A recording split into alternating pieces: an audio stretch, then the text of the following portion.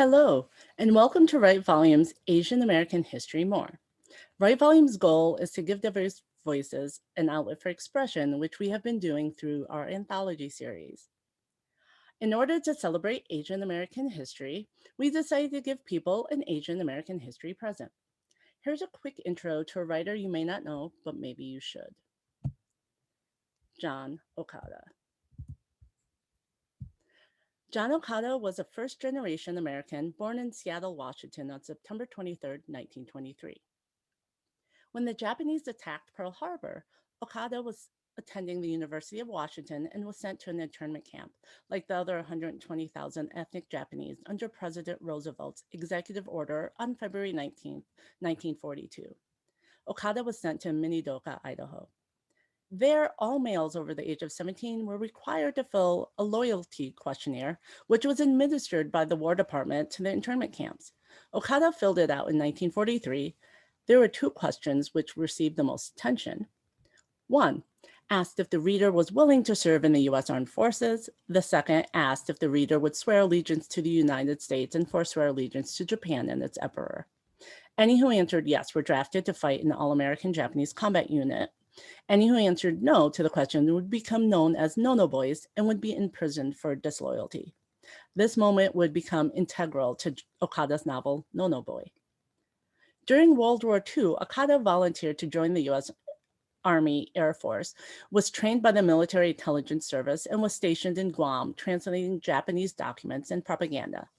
In 1946, he was discharged as a sergeant. After he finished his bachelor's degree in English at the University of Washington and got a master's degree in English in 1949 at Columbia University, he married Dorothy Arakawa in Seattle on June 24, 1950. They would have two children. He got another bachelor's degree in library science, got a job at the Detroit Public Library. He quit this job because he couldn't devote enough time to writing. He became a technical writer, but the Okadas eventually moved toward the Midwest, where they felt excluded from the surrounding community, to Southern California. In 1955, Okada completed his book, No-No Boy. It took 2 years for it to be published in 1957. The American public didn't give it much attention, and the Japanese American communities rejected the book because of the bitter memories of their internment during the Second World War. John Okada was writing his second novel about the Issei, which are first-generation Japanese immigrants, when he passed away from a heart attack at the age of 47 on February 20th, 1971 in San Gabriel, California. There were no offers for publication on his nearly finished second novel.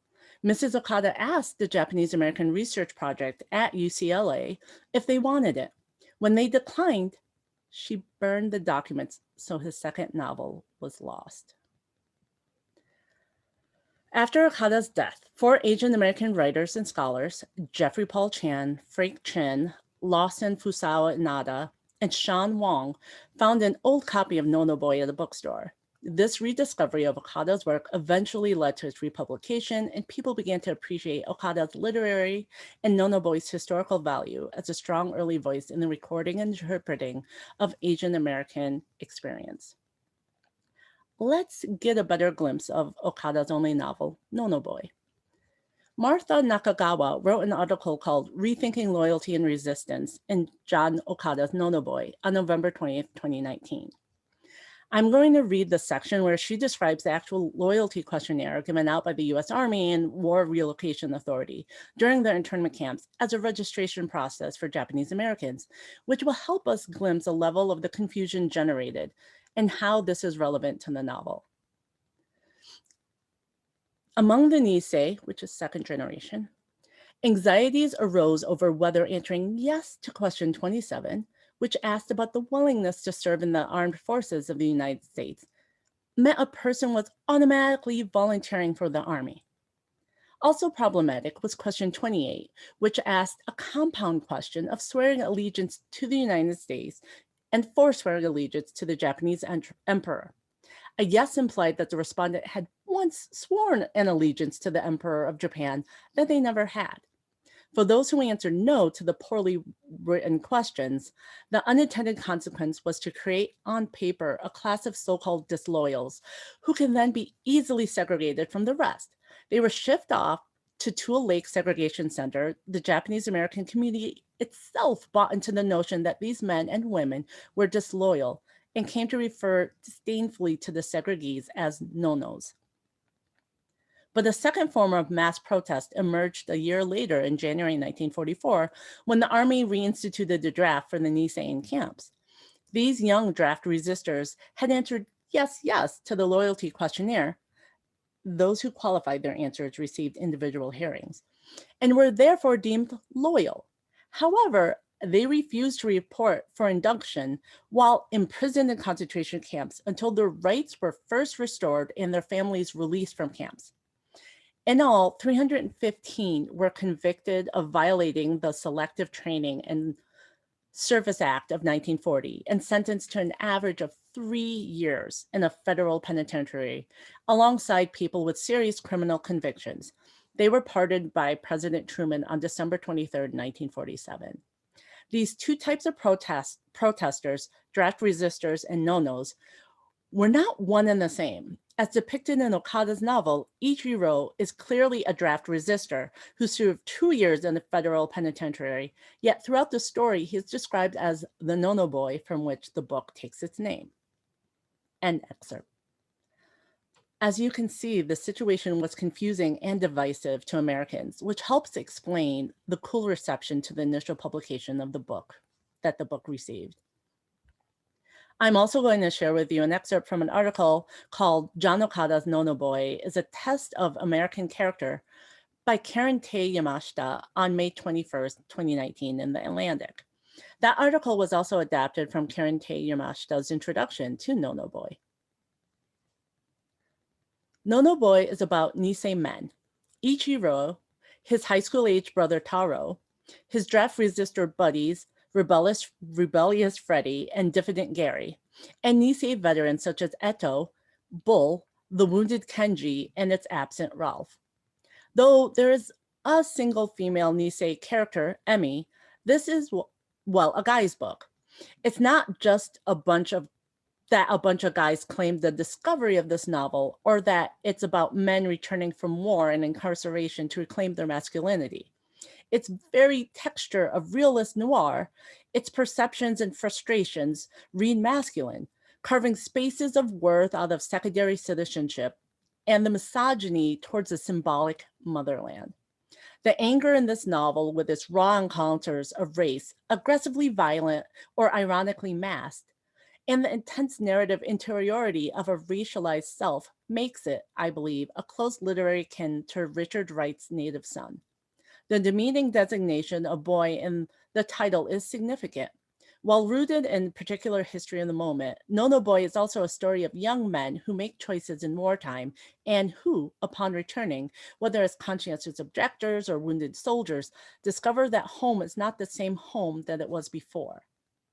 No-No Boy may be read as a test of character, questioning the rigid binary of loyalty, yes or no, and teaching us that what makes us human and complex, what constitutes character, are all the questions and cares that exist between yes and no.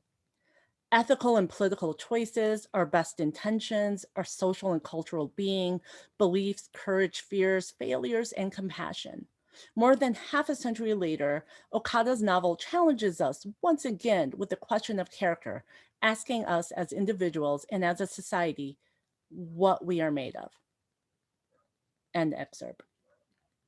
And if that wasn't enough to entice you to read this book, here's a quote from chapter 3 of No-No Boy to give you a taste of the writing.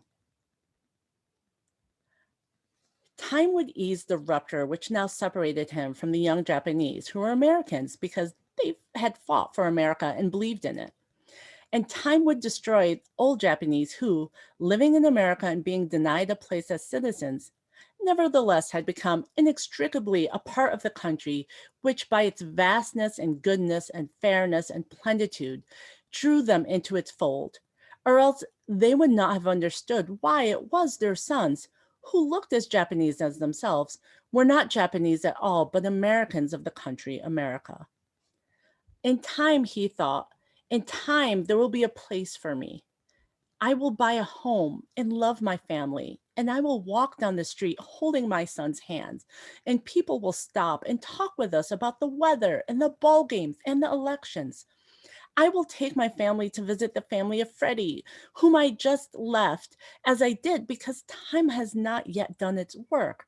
And our families together will visit still another family whose father was 2 years in the Army of America instead of 2 years in prison. And it will not matter about the past, for time will have erased it from our memories.